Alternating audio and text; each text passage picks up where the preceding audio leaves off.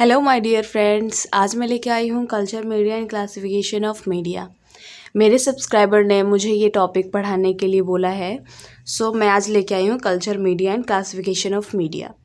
Friends, video अगर अच्छी लगे तो इसे लाइक कीजिए, शेयर कीजिए, सब्सक्राइब कीजिए।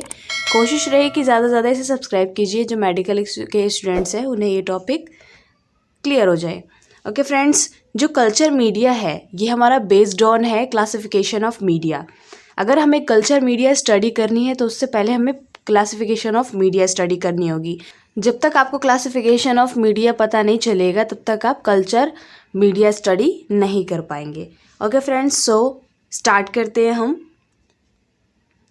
Culture media, the substrate on which bacterial culture is done is known as medium, which provides nutrients and pH to the organisms। क्या होता है कल्चर मीडिया क्यों इम्पॉर्टेंट है? क्योंकि ये जो बैक्टीरिया होते हैं वो उनके लिए एक मीडियम है, उनके ग्रो के लिए एक मीडियम है। हम उन पे उसको ग्रो करवाते हैं। Culture media is important in growing to bacteria. Okay, उस पर क्या करते हैं हम? बैक्टीरिया किसी ऑर्गेनिजम्स को न्यूट्रिएंट्स प्रोवाइड होता है उस कल्चर से। उस कल्चर प्लेट में जो भी न्यूट्रिएंट्स हैं उससे क्या होता है, उसको एनर्जी प्रोवाइड होती है ग्रो करने के लिए। जो पीएच मेंटेन किया रहता है उसमें उसको पीएच मेंटेन रहता है, उसी में वो बैक्टीरिया ग्रो होती है जिसके लिए उतना पीएच चाहिए होता है। ठीक है friends, there are many system to classify the media. अब बहुत सारे सिस्टम्स हैं मीडिया को क्लासीफाई करने के लिए। ये 4 टाइप के हैं। Classification based on consistency. Consistency होती है स्टेबिलिटी, स्टेबिलिटी में तो स्थिरता। ओके, इसमें कौन कौन से आते हैं? स्थिरता, स्टेबिलिटी, कंसिस्टेंसी में हमारा आता है liquid, solid, semi solid. Okay, ये मीडिया है, liquid media, solid media, semi solid media. इन मीडिया में जो है कौन कौन से बैक्टीरिया ग्रो करते हैं नहीं करते वो हम आगे पढ़ेंगे। Classification based on nutritional component. अब हमारे न्यूट्रिएंशियल कंपोनेंट में कौन कौन से आते हैं हम वो स्टडी करेंगे इसमें। Classification based on oxygen requirement. अब किस किस बैक्टीरिया को ग्रो करने के लिए ऑक्सीजन की रिक्वायरमेंट होती है, किसको नहीं होती है, कौन बिना ऑक्सीजन में रिक्वायरमेंट करता है, उसे हम स्टडी करेंगे। Classification based on functional use. अब कौन कौन से ऐसे हैं जो फंक्शनल यूज़ में ग्रो करते हैं। सो फर्स्ट है हमारा classification based on consistency. Depending on consistency, media can be liquid, solid and semi solid। मैंने आपको बताया कि जो कंसिस्टेंसी में जो मीडिया आते हैं वो होते हैं किस फॉर्म में होते हैं? लिक्विड फॉर्म में होते हैं, सॉलिड फॉर्म में होते हैं और सेमी सॉलिड फॉर्म में होते हैं। अब हम पढ़ते हैं सबसे पहले liquid media. Liquid media are sometimes referred as broth. In liquid media bacteria grow uniformly producing general turbidity. Okay, जब हम लिक्विड मीडिया यूज़ करते हैं ब्रॉथ के फॉर्म में तो क्या होता है, कभी कभी ये टर्बिड शो करता है। टर्बिड मीन्स धुंधला, कुछ धुंधला शो करता है। सो इसके डिसएडवांटेज क्या होंगे friends? Disadvantage of using liquid media is that properties of bacteria are not visible in liquid media. ये क्या होंगे? जो बैक्टीरिया होंगे वो लिक्विड मीडिया में उसकी प्रॉपर्टीज विजिबल नहीं होगी बैक्टीरिया की। Okay, and presence of more than one type of bacteria can not be detected. और उसमें क्या है, एक से ज़्यादा बैक्टीरिया को हम डिटेक्ट नहीं कर सकते। अगर ज़्यादा बैक्टीरिया को डिटेक्ट करेंगे तो हम नहीं कर पाएंगे क्योंकि उसमें विजिबल ही नहीं है। Solid media, any liquid media are converted into solid media by adding agar agar और जेलेटिन। फ्रेंड्स, क्या होता है जब हम किसी लिक्विड मीडिया में अगार अगार और जेलेटिन यूज़ कर देते हैं, मिक्स कर देते हैं, तो क्या होता है वो सॉलिड मीडिया में कन्वर्ट हो जाता है। ठीक है, agar generally 1 to 2% is used for solid media. Agar है हम कितना परसेंट लेते हैं? 1 to 2% लेते हैं। और जेलेटिन कितना परसेंट लेते हैं? 15% लेते हैं। अगर 1 to 2% हम उसमें मिक्स करते हैं लिक्विड मीडिया में तो वो सॉलिड मीडिया में कन्वर्ट हो जाता है। ठीक है फ्रेंड्स, अभी हमने अगार के बारे में पढ़ा। अब हम पढ़ेंगे अगार की प्रॉपर्टीज़ क्या हैं। ठीक है, it is used in solidifying the media. अभी आपने पढ़ा कि ये क्या करता है, लिक्विड फॉर्म से सॉलिड फॉर्म में कन्वर्ट कर देता है सिर्फ 1 to 2% मिक्स करने से। Okay, it melts at 95 degree Celsius. Okay, जो ये 95 डिग्री सेंटीग्रेड पे ही मेल्ट हो जाता है। And solidifying at 42 degree centigrade, और 42 डिग्री सेंटीग्रेड पे सॉलिडिफाई हो जाता है। It may be the source of calcium and organic ions. और ये किसका सोर्स है? कैल्शियम का और ऑर्गेनिक आयन का एक सोर्स है हमारा अगार।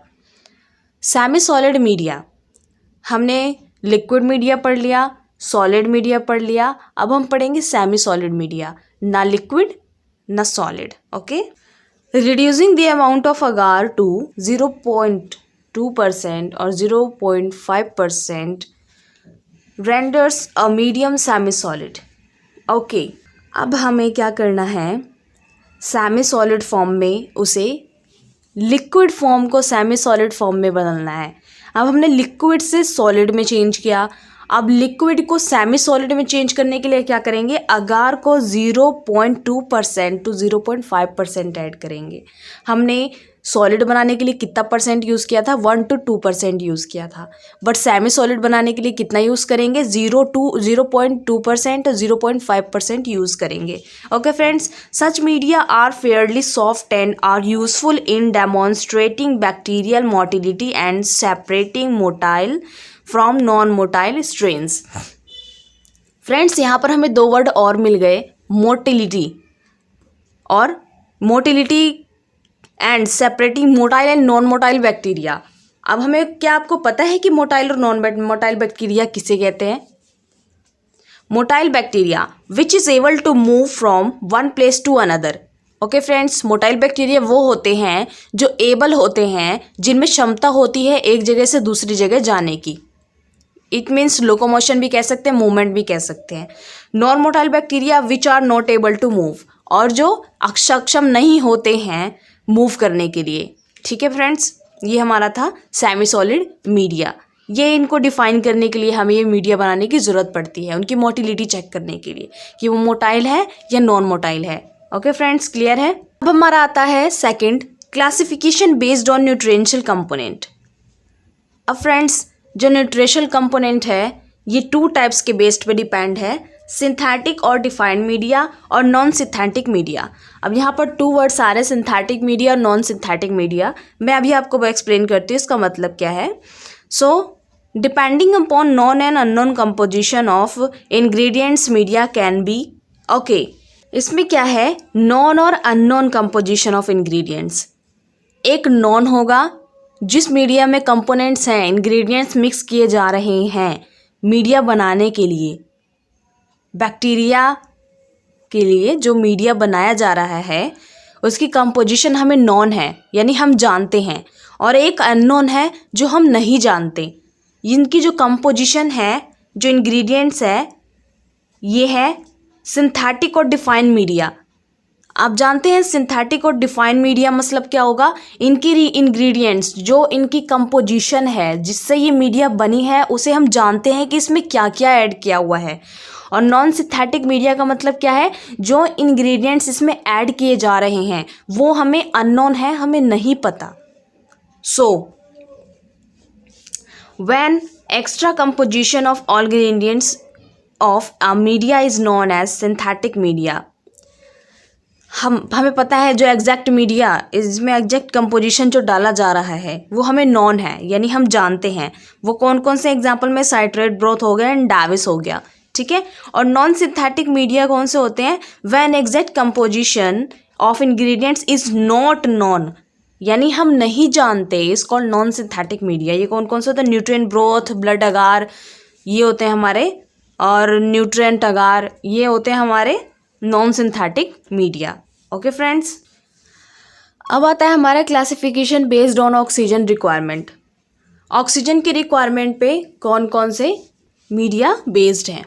Okay friends, they are 2 types, aerobic media and anaerobic media. These are both same, but आप देख सकते हैं एरोबिक और एनएरोबिक। एरोबिक आप जानते हैं इसमें रिक्वायरमेंट होगी ऑक्सीजन की।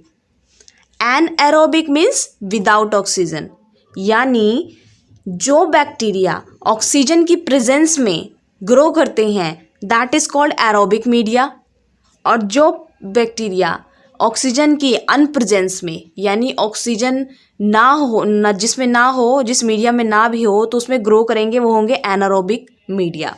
आप जानते हैं कल्चर बोतल आती है जिसमें पेशेंट का सैंपल लिया जाता है ब्लड कल्चर के लिए। ब्लड कल्चर जो प्रोसेस करते हैं बेसिकली लैब के अंदर जो किया है हमने, वो कल्चर बोतल आती है। एक होती है बेबी के लिए और एक होती है एडल्ट के लिए। ओके, चिल्ड्रंस के लिए पिंक कलर की आती है और एडल्ट के लिए अलग कलर होता है। ठीक है, उसमें मेंशन होता है एरोबिक कल्चर बोतल और एनारोबिक कल्चर बोतल। जो एरोबिक कल्चर बोतल होता है वो अलग टेस्ट है और एनारोबिक कल्चर जो बोतल है वो अलग टेस्ट है। एरोबिक कल्चर बोतल के अंदर हम करते हैं ऑक्सीजन की प्रेजेंस में होता है वो टेस्ट, और जो एनारोबिक कल्चर बोतल है वो विदाउट ऑक्सीजन होता है। ओके फ्रेंड्स, ये 6 डेज का प्रोसेस होता है। ब्लड कल्चर का जो टेस्ट है हमारा 6 डेज का प्रोसेस होता है। आफ्टर 6 डेज इसकी रिजल्ट आती है।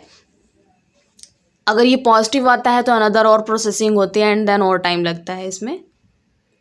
सो N aerobic organisms or aerobic is an organisms that can survive and growing in an oxygenated environment।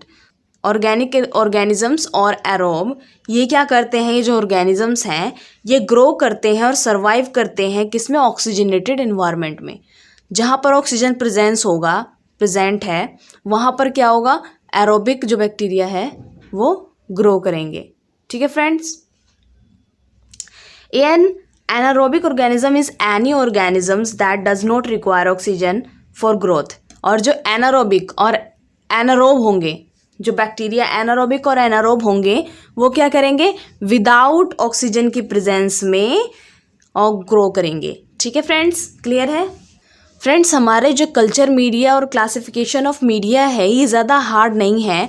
अगर आप इसमें क्लियर से जो नोट्स मैंने बना रखे हैं उसे आप नोट कर लीजिए और क्लियरिटी से इसे समझने की कोशिश कीजिए कि ये कहना क्या चाहता है।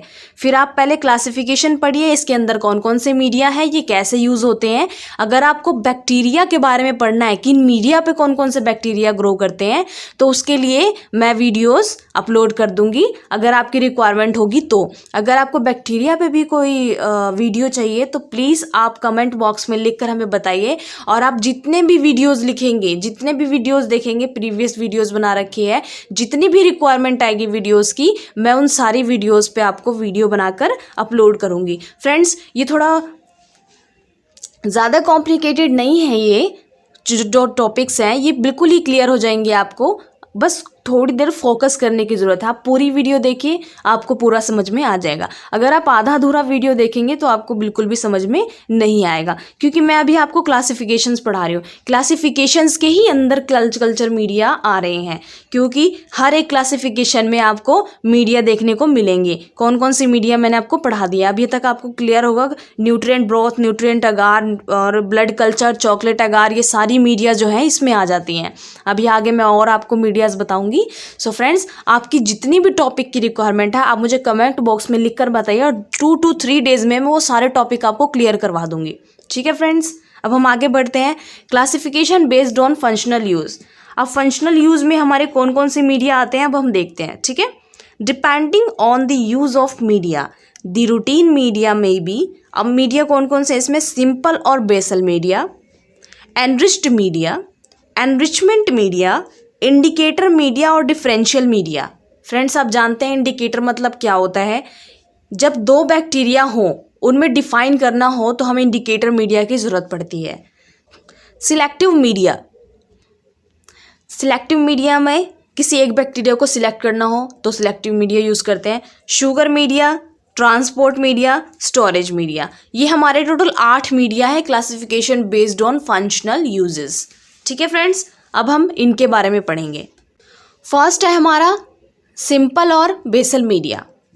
This media consist of only basic necessities for growth. It mainly support non fastidious bacteria. Okay friends, ये क्या करते हैं, सिर्फ नॉन फास्टिडियस बैक्टीरिया को ग्रो करते हैं। फ्रेंड्स, क्या आप जानते हैं कि नॉन फास्टिडियस बैक्टीरिया कौन से होते हैं? अब आपको पढ़ना पड़ेगा कि नॉन फास्टिडियस और फास्टिडियस बैक्टीरिया किसे कहते हैं। ठीक है friends, non-fastidious bacteria are those bacteria which can grow with minimal requirement, whereas fastidious bacteria extra nutrient for their growth। अब फ्रेंड्स, बैक्टीरिया कुछ ऐसे होते हैं जो एक्स्ट्रा न्यूट्रिएंट्स में ग्रो करते हैं और कुछ ऐसे होते हैं जो बहुत छोटे से अमाउंट में न्यूट्रिएंट्स जो हो उसको न्यूट्रिएंट्स प्रोवाइड करे, उसे खाने के लिए जितना कम दे उसमें ग्रो करेंगे। तो हमारे जो नॉन फास्टिडियस बैक्टीरिया होते हैं, इन्हें ग्रो करने के लिए जो न्यूट्रिएंट होता है वो बहुत कम मात्रा में चाहिए होती है, बहुत कम मात्रा में चाहिए होती है। और जो फास्टिडियस बैक्टीरिया होते हैं उनको ग्रो करने के लिए एक्स्ट्रा न्यूट्रिएंट्स की ज़रूरत पड़ती है। ठीक है फ्रेंड्स, तो समझ में आ गई आपको, क्लियर है फास्टिडियस और नॉन फास्टिडियस बैक्टीरिया। अब आता है हमारा एनरिच्ड मीडिया। सेकंड था हमारा फंक्शनल यूजेस में enriched media. These are simple media containing additional substances like blood, serum and egg. ये बहुत सिंपल सा मीडिया है जो कैरी करता है ब्लड, सीरम और egg. Okay, these are containing organisms like fastidious bacteria do not grow in simple media. Okay friends, जो हमारा नॉन फास्टिडियस बैक्टीरिया था उसने तो ग्रो किया हमारा सिंपल और बेसल मीडिया में, ठीक है। और जो फास्टिडियस बैक्टीरिया होगा जिसे एक्स्ट्रा न्यूट्रिएंट्स की ज़रूरत होगी, तो ब्लड, सीरम और एग में क्या होता है, एक्स्ट्रा न्यूट्रिएंट्स प्रेजेंट होते हैं, जिस वजह से क्या होगा, जो फास्टिडियस बैक्टीरिया होगी वो एनरिच्ड मीडिया में ग्रो करेगी। ठीक है फ्रेंड्स, अब आता है हमारा enrichment media. A liquid media which contains certain substances which enhance the growth of pathogenic organisms and suppress the growth of unwanted organisms। Okay friends, क्या होता है, जो लिक्विड मीडिया है, जो हमारा एनरिचमेंट मीडिया है वो लिक्विड मीडिया है। ये कंटेन करता है सब्सटेंसेस, कंटेन करता है और जो क्या करता है, इन्हांस मीन्स क्या होता है, ब्रेक करना, रोक देना, growth of pathogenic organisms and suppress the growth of unwanted organisms. Okay, जो पैथोजेनिक ऑर्गेनिजम्स है और जो अनवांटेड ऑर्गेनिजम्स की ग्रो को सप्रेस कर देता है, रोक देता है, और पैथोजेनिक को ग्रो करने देता है। ठीक है, सो जो typhoid and paratyphoid bacilli can grow freely, और जो टाइफॉइड और पैराटाइफॉइड जो बेसिलाई होते हैं वो क्या कर सकते हैं, ग्रो कर सकते हैं फ्रीली इन एनरिचमेंट मीडिया में। अब आता है हमारा इंडिकेटर मीडिया और डिफरेंशियल मीडिया। इंडिकेटर मीडिया और डिफरेंशियल मीडिया से क्या समझते हैं आप? This media contains indicator which change the colour when bacteria grow on it. Okay friends, अगर इंडिकेटर मीडिया हम प्रिपेयर करते हैं, उसके ऊपर कोई बैक्टीरिया ग्रो करवाते हैं, तो वो हमें इंडिकेट करेगा कि कितने बैक्टीरिया ग्रो हुए हैं। वो कैसे इंडिकेट करेगा, उसमें कलर फॉर्मिंग होगी। जब बैक्टीरिया उस इंडिकेटर मीडिया पे ग्रो होगा तो उसमें कलर फॉर्मेशन होगी, जिससे हमें ये पता चलेगा कि उस पर बैक्टीरिया ग्रो हो चुकी है। ठीक है फ्रेंड्स, अब आता है हमारा selective media. Selective media are used for the growth of only selected micro organisms. Selective media का मतलब यही है, जो बैक्टीरिया हम सिलेक्ट कर रहे हैं, जो माइक्रो ऑर्गेनिज्म हम सिलेक्ट कर रहे हैं, सिर्फ वही माइक्रो ऑर्गेनिज्म ग्रो करे हमारे सिलेक्टिव मीडिया के ऊपर। अगर कोई और बैक्टीरिया ग्रो करती है, इट मीन सिलेक्टिव मीडिया भी खराब है, और जो ग्रो हो रहा है माइक्रो ऑर्गेनिज्म उसके लिए वो मीडिया ठीक है। ठीक है friends, selective media are use for the grow for selected micro organisms. ठीक है, for example, if a micro organism is resistant to a certain antibiotic such as ampicillin और tetracycline, then that antibiotic can be added to the medium to prevent other cell। okay friends, आपको समझ में आएगी, जो bacteria resistance है कौन सी antibiotic को लेकर, एंटीबायोटिक एम्पिसिलिन एंड टेट्रासाइक्लिन। अगर जो माइक्रो ऑर्गेनिज्म हम ग्रो करवा रहे हैं, हम जानते हैं कि वो जो माइक्रो ऑर्गेनिजम्स है वो रेसिस्ट करता है टेट्रासाइक्लिन और एम्पिसिलिन को, तो क्या होगा, उस माइक्रो ऑर्गेनिजम्स को, उस एंटीबायोटिक को हम ऐड करेंगे उस मीडिया के अंदर, और क्या होगा, फिर वो प्रिवेंट कर देगा दूसरे माइक्रो ऑर्गेनिजम्स के ग्रो को। क्योंकि जरूरी नहीं है कि सारे जो माइक्रो ऑर्गेनिजम्स है वो रेसिस्टेंट होंगे एम्पिसिलिन और टेट्रासाइक्लिन एंटीबायोटिक से सॉरी। जो एंटीबायोटिक है, एंटीबायोटिक सिर्फ वही बैक्टीरिया ग्रो कर सकता है जिसके लिए वो रेसिस्टेंस है। उसी मीडियम में अगर हमने एंटीबायोटिक ऐड किया, सिलेक्टिव मीडिया के अंदर हम पहले एंटीबायोटिक ऐड करेंगे। एंटीबायोटिक कौन सा है हमारा, एम्पिसिलिन है और टेट्रासाइक्लिन है। ठीक है, इस मीडिया में वही माइक्रो ऑर्गेनिज्म ग्रो करेंगे जो उसके लिए रेसिस्टेंट है, और अदर प्रिवेंट हो जाएंगे। जो अदर सेल्स जो बैक्टीरिया होगी वो प्रिवेंट हो जाएगी, वो ग्रो नहीं करेगी क्योंकि उसके लिए वो रेसिस्टेंस नहीं होगा। ठीक है फ्रेंड्स। अब आता है हमारा sugar media. In this media sugar like glucose, lactose, mannitol, sucrose etcetera. जो हमारे शुगर शुगर मीडिया है हमारा, उसमें कौन कौन से शुगर के टाइप्स आते हैं? हमारा ग्लूकोज आता है, लैक्टोज आता है, मैनिटोल आता है, सुक्रोज आता है। Okay friends. Are used carbon source. ये क्या होता है? हमारे कार्बन सोर्स के लिए यूज़ करते हैं। Sugar media are used to study the biochemical reaction और various organisms which will help in the identification of genus and species of various bacteria। Okay friends, हम इसे यूज़ क्यों करते हैं? जो शुगर मीडिया है इसे हमें यूज़ करने की ज़रूरत क्या पड़ती है? ये इसलिए क्योंकि ये हमारी हेल्प करता है किसकी आइडेंटिफिकेशन में? जीनस एंड स्पीशीज़ की आइडेंटिफिकेशन में हेल्प करता है वेरियस बैक्टीरिया। आपने पढ़ा होगा कि बैक्टीरिया की जीनस और स्पीशीज़। Okay friends. सो हम किसी बैक्टीरिया का एग्जाम्पल लेते हैं। मान लीजिए विब्रियो कोलेरा। विब्रियो क्या है? हमारा जीनस है, और जो कोलेरा है उसकी स्पीशीज़ है। इट मीन्स जीनस और स्पीशीज़ को डिफाइन करने के लिए हमें शुगर मीडिया की ज़रूरत पड़ती है। सो फ्रेंड्स, आपको ये क्लियर है? ओके, अब हम आगे बढ़ते हैं। ट्रांसपोर्ट मीडिया, ये हमारा 7th है। Transport media. When we transport the specimen to the laboratory, bacteria may die, so a special media may be used to transport different type of bacteria। Okay friends, so इसमें क्या था? Transport media में bacteria को जब एक जगह से दूसरी जगह लेकर जाया जाता है तो उसके लिए उस बैक्टीरिया के लिए एक ऐसा इन्वायरमेंट होना चाहिए जिसमें वो डाई ना हो, वो मरे ना। ठीक है। अगर वो बैक्टीरिया मर जाता है तो जब हम दूसरी लेबोरेटरी में या कहीं उसको रिसर्च के लिए लेकर जा रहे हैं तो वो बेनिफिट नहीं होगा। ठीक है फ्रेंड्स। सो इसके लिए हम ट्रांसपोर्ट मीडियम यूज़ करते हैं जो बैक्टीरिया के लिए यूज़फुल हो, उसको न्यूट्रिएंट्स मिले, उसे उतना पीएच मिले जिसमें वो ग्रो कर सके। ठीक है फ्रेंड्स। फिर आता है हमारा storage media. This media helps for storage of bacteria for considerable long period. Okay friends, अगर हमें बैक्टीरिया को काफ़ी लॉन्ग टाइम तक रखना है, उसके ऊपर स्टडी करनी है, और तो क्या है, हमारा स्टोरेज मीडिया जो है वो बहुत हेल्पफुल है, वो कंसिडरेबल लॉन्ग पीरियड के लिए यूज़फुल है स्टोरेज मीडिया। ओके फ्रेंड्स, तो ये चैप्टर हमारा culture media and culture media classification यहीं पे ख़त्म होता है, क्योंकि जो क्लासिफिकेशंस हमने पढ़ी हैं अभी इस टॉपिक में वो क्या है? क्लासिफिकेशन ऑफ मीडिया के अंदर ही हमारा कल्चर मीडिया है। अगर हमने क्लासिफिकेशन ऑफ मीडिया पढ़ ली है, आपने इसमें बहुत सारी मीडियाज़ पढ़ी हैं अभी, nutrient agar, nutrient broth, chocolate agar, enriched media, enrichment media, indicator media, selective media, sugar media, carbon source जो भी है, ट्रांसपोर्ट मीडिया, स्टोरेज मीडिया, ये सारे हमारे मीडिया हैं। ये किसके अंदर आते हैं? क्लासिफिकेशंस ऑफ मीडिया के। ओके फ्रेंड्स, सो मैं आपको इसका एक चार्ट दिखाती हूँ जिसमें आपको ये पता चल जाएगा कि इसके अंदर क्या क्या था। सो फ्रेंड्स, मैंने ये छोटा सा चार्ट बनाया है जिससे आपको क्लियर हो जाएगा कि आपने किसके अंदर क्या क्या स्टडी की है अभी। So culture media and classification of media के अंदर हमारे 4 टाइप थे।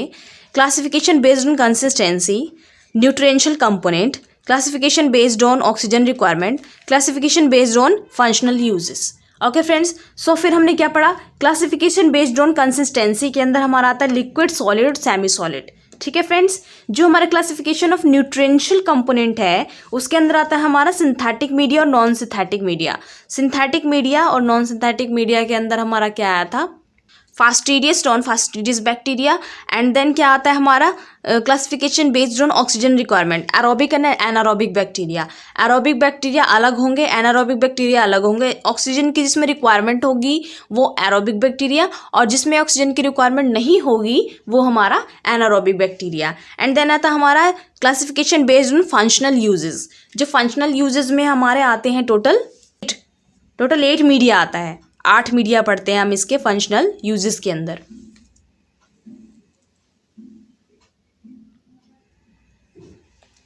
ये हमारे 8 मीडिया: सिंपल और basal media, enriched media, enrichment media, indicator media, selective media, sugar media, transport media, storage media. Okay friends, जो हमारा सिंपल और बेसल मीडिया है उसमें आता है हमारा न्यूट्रिएंट ब्रोथ, न्यूट्रिएंट अगार। ओके फ्रेंड्स, जो हमारा एनरिचमेंट मीडिया है उसके अंदर आता है हमारा blood agar, serum agar, chocolate agar. Okay friends, जो एनरिचमेंट मीडिया है indicator media, selective media, sugar media, transport media, storage media, ये सारे मीडियाज़ हमने स्टडी की हैं in culture media and classification of media. Okay friends, so ये chapter यहीं पे फिनिश होता है। अगर आपको वीडियो अच्छी लगी हो, इससे लगा हो कि आपको कुछ यूज़फुल, आपको कुछ हेल्प मिली है, सो प्लीज़ फ्रेंड्स इस वीडियो को शेयर कीजिए, ज़्यादा से ज़्यादा लाइक कीजिए और सब्सक्राइब जरूर कीजिए ताकि न्यू वीडियोस की जो अपडेशन होगी वो आपको मिलती रहे। सो फ्रेंड्स, अगर आपको और किसी टॉपिक पर माइक्रोबायोलॉजी से रिलेटेड, हिस्टोपैथोलॉजी से रिलेटेड और हेमेटोलॉजी से रिलेटेड कोई भी चैप्टर समझना हो, या फिर एनाटोमी एंड फिजियोलॉजी चैप्टर से आपको कोई भी टॉपिक क्लियर नहीं हो रहा है, तो आप मुझे कमेंट बॉक्स में लिखकर बताइए। 2 से 3 दिन में आपको वो वीडियो मेरे यूट्यूब चैनल पे मोनू ट्यूटोरियल एकेडमी पे आपको प्रोवाइड हो जाएगी। फ्रेंड्स, अगर आपको इस चैप्टर में कल्चर मीडिया में कोई भी डाउट है, या फिर आपको इससे रिलेटेड कोई और वीडियो चाहिए जिसमें आपको bacteria, gram positive, gram negative bacteria या फिर कोई और बैक्टीरिया के बारे में पढ़ना हो, सो प्लीज़ मुझे कमेंट बॉक्स में लिखकर बताइए। उस पर वीडियो आपको मिल जाएगी विद इन 2 to 3 days में। ओके फ्रेंड्स, वीडियो अगर अच्छी लगी तो लाइक शेयर सब्सक्राइब कीजिए। Okay, thank you friends.